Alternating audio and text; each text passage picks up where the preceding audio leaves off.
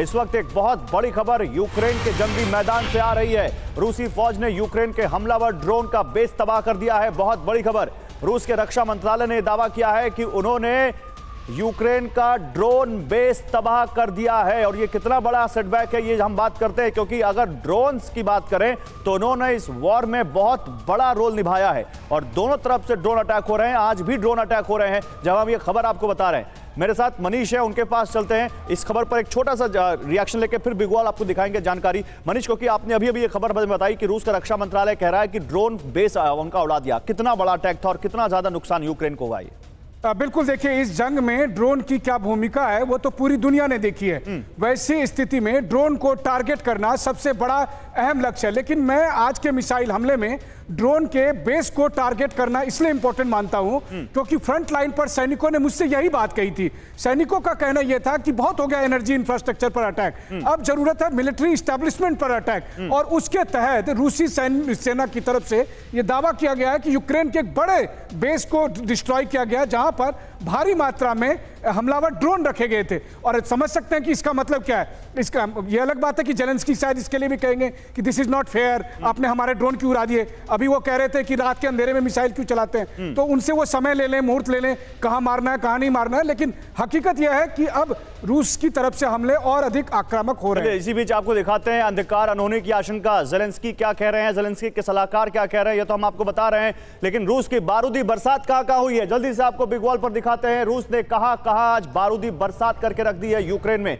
ये आपके सामने मैप आ गया, ये विजुअल्स आ गए, ये विजुअल्स आप देखते रहिएगा। लेकिन देखिए सबसे पहले कीव की तस्वीरें हम आपको दिखा रहे थे उधर। अब दूसरी तरफ देखिए लवीव, और लवीव बड़ा इंपॉर्टेंट है क्योंकि इससे ज्यादा दूर नहीं है यूरोप, पोलैंड यहां से 70-80 किलोमीटर। वहां पर किस तरह का अटैक हुआ ये तस्वीरें देखिए आप। इसके बाद आप देखिए खार्किव, यानी आप चाहे वो रूस का बॉर्डर हो, चाहे यूरोप का बॉर्डर हो और चाहे बिल्कुल सेंटर पॉइंट हो, लवीव, कीव, खार्किव सब नाप दिया है आज रूस ने इस अटैक में। इसके बाद माइकोलेव, आप नीचे चले आइए तो माइकोलेव में अटैक किया गया है। और उसके बाद आप देखिए यहाँ माइकोलेव के बाद डोनेस्क और लुहांस्क में तो बड़ी वहां जंग चली रही है। डोनेस्क में किस तरह से यहाँ पर वीडियो आए हैं सामने वो हम आपको दिखा रहे हैं। निकोपोल में अटैक किया है आज के इस हमले में रूस ने। ये देखिए ये पूरा यहाँ से आप देखिए नॉर्थ ईस्ट और सदर्न तक वो गए हैं। इसके अलावा ओडेसा में भी अटैक किया है उन्होंने। और ये ओडेसा देखिए जो बिल्कुल सी ऑफ ओडेसा जहाँ पर उसके पास बिल्कुल उन्हें अटैक किए हैं। ये बताता है कि किस तरह से आज उन्होंने बहुत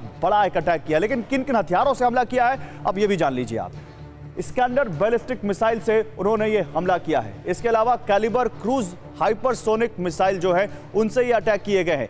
TU-95 स्ट्रैटेजिक एयरक्राफ्ट से ये बॉम्ब गिराए गए। TU-2253 लॉन्ग रेंज एयरक्राफ्ट से ये बॉम्ब गिराए गए। इसके अलावा सुखोई 35 फाइटर जेट्स का इन अटैक में इस्तेमाल हुआ। MiG-31 के एयरक्राफ्ट का भी इसमें इस्तेमाल हुआ है।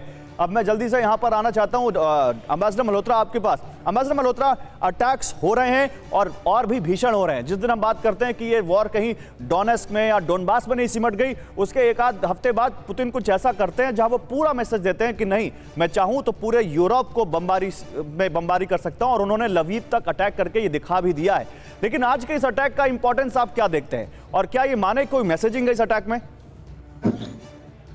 देखिए गौरव, अभी हाल ही में दो छोटी छोटी चीज़ें जिसकी तरफ मैं आपका ध्यान दिलाना चाहूँगा। एक तो ब्लिंकन की मीटिंग हुई थी लावरव के साथ, और अभी हाल ही में जेलेंस्की ने भी एक उसमें एक स्टेटमेंट दिया जी। तो इन दोनों अगर लावरव और ब्लिंकन की मीटिंग देखें तो उसमें कोई भी ऐसी कंस्ट्रक्टिव सकारात्मक बात अमेरिका की तरफ से नहीं हुई जिससे कि रशिया को लगे कि उसको थोड़ा रुक जाना चाहिए। ऐसे ही जेलेंस्की का ये कहना कि पुतिन पे विश्वास नहीं किया जा सकता, उनसे बात करने के लिए ऐसी कोई हालात नहीं है, और जब तक पुतिन अपना जमीन छोड़ के हमारी नहीं जाएंगे हम इस बारे में कोई बात नहीं करेंगे। तो रशिया के लिए क्लियर सिग्नल है कि अमेरिका की तरफ से, जेलेंस्की की तरफ से, यूरोप की तरफ से, किसी भी तरफ से इस बात की कोई उम्मीद नहीं है कि वो बातचीत की मोड में है। तो रशिया ऐसे में फुल स्केल अब इसको एस्केलेट करने के मूड में आ गया है। और मैसेज ये है कि जब मैं चाहूंगा, जहां मैं चाहूंगा, जिस समय मैं चाहूंगा, मैं मार के दिखा सकता हूं। तो अभी उसने सारे बॉर्डर एरियाज कवर किए, सेंटर कवर किया है, यूरोप के नजदीक तक मारा है, अपने बॉर्डर तो मार ही रहा है। तो ये लड़ाई अब सीमित नहीं रखनी है। उसने ये भी बता दिया कि मैं इसे ईस्ट तक ही सीमित नहीं रखूंगा, जरूरत पड़ेगी तो मैं कहीं पे भी मारूंगा और कैसे भी मारूंगा। अगर मेरा पहले एनर्जी उस पे एस्टैब्लिशमेंट्स पे था, तो अब आप मिलिट्री पे होगा।